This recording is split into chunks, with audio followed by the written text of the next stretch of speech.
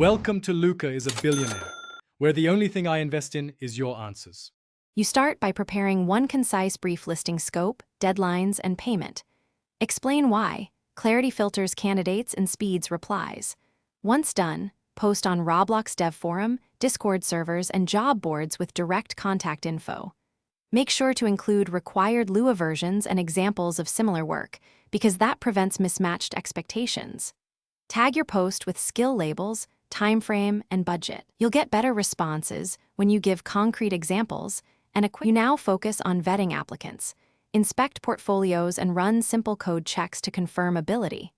Give a brief test task, 10 to 30 minutes, mirroring real work. This reveals style and problem solving. During interviews, ask about event architecture, experience with remote functions, and optimization strategies.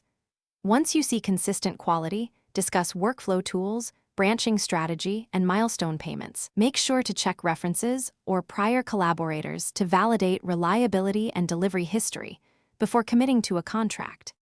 You wrap up by onboarding the chosen scripter with a clean repo, style guide, and milestone list to avoid scope creep.